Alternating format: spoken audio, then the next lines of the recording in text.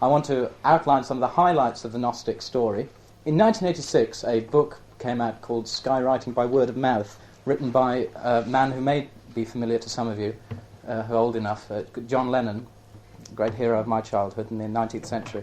And he wrote in the book that the Christians, in his view, who had the deepest understanding of reality are, the Gnostics.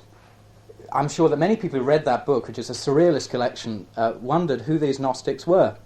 I'd like to start probably at the beginning of modern understanding of Gnosticism. In 1945, in Upper Egypt, an Arab camel driver called Muhammad Ali al-Saman and his 6 brothers were out digging for birdlime beneath the Jabal al-Tarif. And while digging that morning, they discovered a large jar. It's almost 6 foot in length, and this rather scared them. The eldest of the brothers, Muhammad Ali, knocked the top off with a mattock, and he saw dust, like gold dust, fly all over the place, and he thought, oh, it's a jinn, a bad spirit, and he was terribly afraid. And they went away a while and sort of discussed among themselves what they were going to do, and then they went back, and out of it they started pulling these books. They looked at them, and they thought, oh, probably buried 50 years ago or something, and they divided them up amongst themselves. They thought they might be able to sell them to some of the Copts, who were the middle classes who ran Egypt at that time. This discovery took a long time to come to the public notice. It was the discovery of 52 separate texts bound into 13 leather codices. It's the largest collection ever of ancient book-type literature ever discovered. When I first heard about this, I was at college studying theology, and I thought, oh, another discovery of texts, that means more work. But in the years that have followed, I come to think it's a rather extraordinary discovery that at this time these things should be discovered. Anyway, of these 52 texts, 46 of them were previously unknown. They had some extraordinary titles, like the Hypostasis of the Archons. One of the books was called The Alien, or Allogenes, which means of another race. There were several Gnostic Gospels, for example, the Gospel of Philip, the Gospel of Thomas, and a rather beautiful document called the Gospel of Truth. These documents filtered through over the years into Cairo and didn't really receive academic attention until the very early 50s. In particular, a man called Gilles Quispel, who was a Dutch historian friend of Carl Jung, brought some of them to his house in Holland and kept them for quite a few years. The full collection wasn't published in English until 1977. These Gnostic Gospels, what are they all about? Who are the Gnostics? Gnostic, comes from the Greek word gnosis. It means knowledge, not knowledge like Encyclopedia Britannica or something like this. It means knowledge of a spiritual kind. And the writers of these extraordinary books, which I should say were buried, it is thought, in the middle of the 4th century AD, tell of, in an extraordinary series of myths and dialogues from what they call the living Jesus, a concept of man's place in the world, who he is, where he's come from, and where he's going to. That the Gnostics think many, many different things. It was a great sign of originality among them, a great sign that they could produce their own works. Rather like sort of artists today, aren't really taken seriously unless they can produce something original. Originality at that time was not so well encouraged. People thought it was more important to go along with tradition. But these people got up and wrote their own books. I say the ideas are very different. What they present to us is a situation where the world, our world, has come about through a kind of tragedy, a collapse of a primal being, original God, existing in a perfection, for some reason or other, which is various accounts are given of, lets loose into the all, into great space, a material creation. And man comes from, it is thought that man's original nature comes from God and has somehow got imprisoned in a great cosmic mess. That's what the universe is to many Gnostics, which gives rise to the feeling of alienation, of separateness, of somehow belonging to another world. It seems to be a very strong feeling among the Gnostics that they belonged not in space and time, but that somehow they had some kind of consciousness that they were from another dimension altogether. These were ideas which appeared in the Christian church in the 2nd century, when many of the books were probably originally composed. And as you might expect, these ideas were not greeted with a great amount of joy, because the Gnostics held that you didn't need bishops and you didn't need churches, and you really didn't need much organized worship, and you certainly didn't need creeds or very established beliefs. Once you experienced Gnosis, you knew where you'd come from, who you were, and what your destiny was, and in that sense you were free. And the Gnostics prized this spiritual freedom very greatly, and it gave birth to a tremendous amount of poetry and visionary experiences. The church was not very pleased about this. It got in the way of things. The church at this time was under great pressure. Mid-2nd century, you had the persecutions in Lyon and Marcus Aurelius. Christians were every day being put to death in the arenas, and I'm sure that everybody's seen some films or other which show how painful that could be. So it was very necessary at that time for the Christians to be able to identify themselves and say who's in the movement and who isn't. And you had these Gnostics, these people who got some kind of extra insight that they came from somewhere else. Do they really belong amongst us? And it was decided, particularly by a bishop, his name was Irenaeus, that they didn't belong, and that these people were dwelling in an abyss of madness and blasphemy, and that they really ought to shut up or get out of the church. After he wrote 5 volumes of refutation against the Gnostics, I think the Catholic Church at that time, the Universal Church in the Mediterranean, felt that probably we've got rid of this Gnostic threat. But Gnosticism seems to have persisted, and by the late 4th century there must have been a coterie of Gnostics, perhaps not totally Gnostic, but perhaps associated with a nearby monastery, one of the very first monasteries ever founded. It would appear that about 367, the Bishop of Alexandria, Athanasius, who gave us the Athanasian Creed, wrote a letter to the head of this monastery, Theodore, and said that, you've got to get rid of these apocryphal books. We don't, here is the canon of literature which is accepted as Christian, ordained as true, which is the Bible as we know it. And anything else is going to be destroyed, because I or one of my agents is going to come down and sort you out. And it's probably from this time that these incredible books were buried. And it might have appeared at that point that Gnosticism was finished. I think the church would have been much happier if it had. But Gnostic ideas seem to have persisted. Now, there's a great deal of evidence of how these ideas persisted. There was the growth of the Manichaean church, starting in the 3rd century, which incorporated many Gnostic ideas. But generally, the whole stream of Gnostic ideas and its spiritual experience tends to go underground. I would think that the next great resurgence of Gnosis knowledge, spiritual knowledge, awareness of that man is a spiritual being in a world with which he is not completely at home. The next great stage, I would say, is in the Middle Ages. In the year 1163, a council of bishops was held at Tours, where it said that a new heresy was spreading in Gascony and Provence, in the south of France, was spreading like a cancer. By 1190, the Pope decided that these people were anathema and had better change their ways fairly soon. The people came to be known as the Cathars, from the Greek katharos, hence our word catharsis, and it means, usually often translated as pure ones, but I think in this day and age, and it's probably better to see them as describing themselves as unpolluted, because they didn't want to get messed up in the world. They believed the world was a product, was a creation of a false god, as they called the Rex Mundi, the Lord of this world, who really has got, he kind of runs the board of directors of the evil angels that keep man's spiritual nature under control. This message, which probably sounds quite strange, cultish even, did spread very quickly in the Languedoc, partly because there was an atmosphere of freedom in the late 12th century in Languedoc. It was the time of the troubadours, your first pop stars, if you like, were active in the Languedoc at this time. One of the things about Gnosticism, it gave a great deal of equality to women, and women were allowed to participate in Cathar ceremonies, and were held as spiritual equals, you see. And again, I think this raised the ire of the church and the authorities. There were many powerful women in Languedoc at this time who owned land and had a great deal of influence. Other beliefs of the Cathars, we can say, was maybe of some interest. They were vegetarians. They didn't believe in killing. You shouldn't kill. Rather like a Buddhist attitude. You mustn't kill.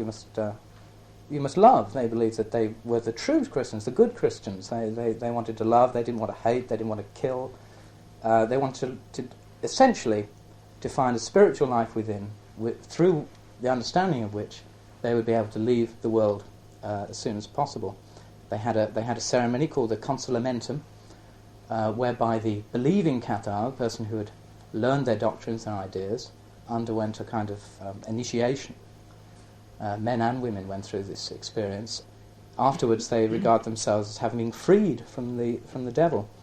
But they weren't free from the interests of the papacy, who in concert with the French crown and a power-grabbing northern baron, who were rather keen to get down here. They get down on these rather soft, this lovely culture in Languedoc. It's got so much money, the women are running around free, it's very peaceful, and they wanted to get their hands on it. And here was a great opportunity to do so. The place was active, alive with heretics, so you could actually, if you fought against the heretics, you could have all your debts put in abeyance while you went off to kill heretics.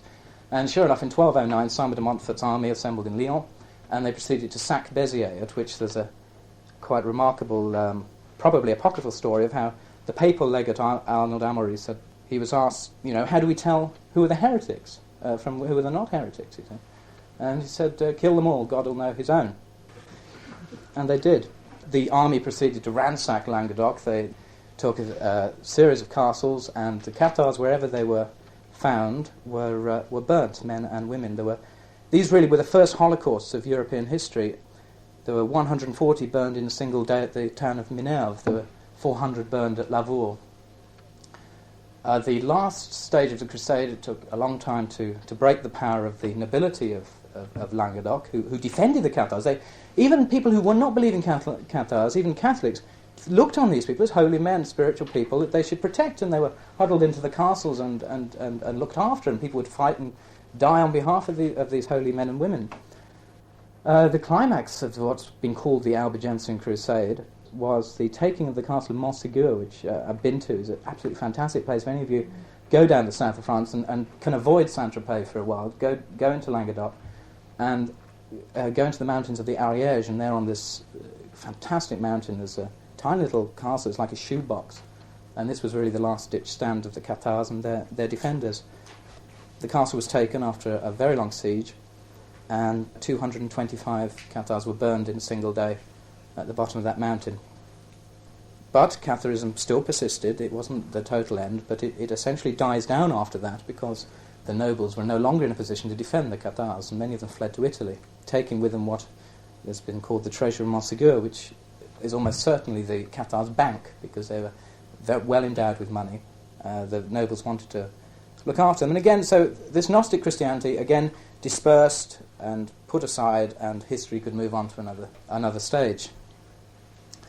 I would say the next highlight of the Gnostic story, as I see it, comes some 200 years later, when in 1460, to try and move your minds to the period of the early Renaissance, Constantinople has recently fallen, and there's a great deal of new material coming in from the East into Western Europe. One of the buyers of this new material was an artistic patron, Cosimo de' Medici. He had heard in a church council of the existence of certain texts attributed to Hermes Trismegistus. That's thrice greatest Hermes. And this chap, Hermes Trismegistus, was thought to, frankly, know everything. We know that the works, in fact, were written in the 2nd century. In 1460, Leonardo of Pistoia, who was a monk, arrived at the court of Cosimo and said, I've got them, I've got the texts. Cosimo was absolutely delighted. He was near to death. The complete works of Plato were ready on the press to be printed, that his court philosopher Marsilio Ficino had put a great deal of work into. And he said, forget the Plato, I want to read the body of works called the Corpus Hermeticum. I want to read that first before I die. There might be something in it that I need to know. And this was duly done. Cosimo died, presumably happier than he might otherwise have done. These texts then circulated amongst the Neoplatonic Academy of Florence and exercised immense fascination. This chap, Hermes Trismegistus, was thought to have been an ancient sage, either of the same time of Moses or just slightly afterwards, or even some people thought before. Plato was thought to have drunk from the wisdom of Hermes Trismegistus, and they thought they had here what they called the religio mentis, the religion of the mind, the religion of the world, the foundation, the essential light, the basic material that was the foundation of all religious consciousness that had been poured into these works, the Corpus Hermeticum. He was called Hermes because this mythical figure was a kind of incarnation of the god Hermes, who, has wings on his head, right, the mind, can ascend to heaven, and wings on his feet, and he moves from matter to spirit. It's a great concept in Gnosticism, is the idea of duality, in particular material duality, the material world, and the spiritual world. Man belongs to the spiritual world, is temporarily engaged through his body with the material world. And Hermes was the symbol of transport from one dimension to another. And as you can imagine, in this period before space flights, Hermes, of course, is also called Mercury, Mercurius, Trismegistus. Long before space flights, this was thought to hold the secret keys whereby man could ascend through an inner contemplation to a corresponding sense of unity with the One, the great All that they believed was the foundation of all reality. And the centre of the All was God, and this was the keys to reaching God. Man had originally enjoyed a relationship with God, but this relationship had been broken, and the Hermetic tracts were thought by some scholars and artists to be the keys to get out of this mess. And these texts, as I say, exercised great fascination, spread very, very rapidly. One of the first major scholars to pick up on them was the Count of Concordia, the Count of Peace, as Giovanni Pico della Mirandola, who was a young genius. He was a man of incredible intellectual attainments. He, as far as the learning of his time was, he pretty well mastered the lot. You should see his library list. It's quite phenomenal. I very much doubt if there's anybody in Oxford today who's mastered the same breadth of material that he had. At age 24, he issued a summons to every intellectual knight-errant of the world of that time to come to Florence to debate 900 theses, which was pretty good for a 24-year-old then as any time. He's a very attractive man, had long blonde hair and an angelic face, and I've seen a portrait of him. He's absolutely unmissable in the Church of San Ambrogio in Florence. But the knight-errants never came. The Pope had got wind of some of these theses and set up a committee to investigate them. The committees duly investigated, and they found that 13 specimen theses were heretical, and Pico had to flee Florence. Even Lorenzo de' Medici, Cosimo's son, could not protect him from the papal interference. Now, the opening speech that he was going to give to these theses has come down to what's called the Oratio, the Oration on the Dignity of Man. And this work has been called the Manifesto of the Renaissance. A totally new concept of man is well, new, they thought, to the time. Concept of man is adumbrated, and his starting text is Magna Miraculo Homo Est, a great miracle is man. Among the texts discovered at Nag Hammadi in 1945 was this particular text, the Asclepian Dialogue, it's called, a dialogue between Hermes and a pupil, Asclepius. This idea of man was quite astonishing. Suddenly man had the freedom to move up and down the ladder of creation as he willed. He could make of his destiny what he willed. He didn't necessarily need the strictures of the church. He was free to choose for himself whether he would be brute and kick people in and attack old women, or be a god and ascend in his vision and his insight to the highest levels of consciousness and understanding. And this work was very popular, and the 16th century has been called to some extent the Hermetic century. You can feel it if you read some of Shakespeare, this new feeling about man and his ability, which of course has two sides. Pico would say that man's advance depends on his spiritual understanding, not simply on the will to advance. Probably the greatest Hermetic scholar of the period was a man called Giordano Bruno, who was born in 1548 by Nola in Vesuvius in Italy. He believed that they thought these books had come from Egypt, ancient Egypt, held a new vision of the future, and he went around Europe promulgating a sort of gospel of Hermetic Egyptianism, which would lead to the renovation of the world and the end of all religious divisions, because the 16th century was full of Catholics beating up Protestants and so on, as we still see today. And they believed that the essential spiritual truth in the Hermetic writings would sort of wipe all that away. There'd be a new world, and man would be able to walk free again, the air would be clean, and the stench of bodies far away, and great possibilities would open up. He wrote a book, fantastic book, which I should say it's very difficult to get hold of now, like so many of these works. It was called On the Infinite Universe and Worlds. And this is the level of inspiration he'd reached, and he was one of the first to adopt Copernican theory that the Earth went around the Sun. But he does this. Copernicus, on the page at which he says that the Sun is the centre of the solar system, says that, well, it's as Trismegistus says, because the Sun was a Gnostic symbol of unity in the cosmos and in the human being. Bruno takes this even further and posits innumerable universes, innumerable worlds, that ours is not the only one, and suddenly the universe is starting to expand, and God, if it looked easy in 1460, by 1600 things were looking a bit more complicated. Again, the church didn't like Bruno's views, and I'm sad to say that he was burnt at the stake in 1600 as an impenitent heretic. He didn't keep his mouth shut. These Gnostic ideas really start coming under suspicion in the late 16th century, and the early 17th we have the phenomenon of the witch trials, and Gnostic thought, though it didn't always go by that name, was definitely suspect. It was a time of backlash, it was a time of conservatism, it was a time of, my God, where have we gone to? I mean, I personally think it's not totally dissimilar to the situation after the 1960s and 70s. Again, there's a backlash. People have gone too far, you can't think to these weird ideas, weird heresies, and it's time to go back to simple things. But of course, you can never stop the flow. These Gnostic ideas in the 17th century start to go underground, and it tends to be then an interest of scholars and artists, notably William Blake, who saw this Gnostic false god, their idea of one of the Gnostic ideas is that people have a false image of God. It's not. I don't think they necessarily believe there were two gods, the perfect Father, and then there's this false God who makes the world. It's more that we got our image wrong, and we're obsessed with images, and we don't penetrate the image and find out what's real. Blake uses the Gnostic idea of the false God to indicate abstract reason, which he felt in the late 18th century had usurped the harmony of the human mind and was beginning to. He saw it manifest in the Industrial Revolution and increased mechanization and hordes of people being poured into factories and working on machines, and they don't know what it means, and underpaid and impoverished and so on and so on. And he saw that this age of reason was in fact not an enlightenment but more of a blackout.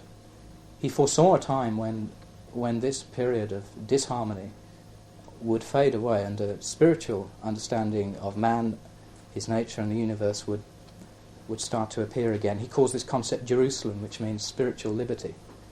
And I'd just like to end now with the question ask yourselves whether Blake was right in that.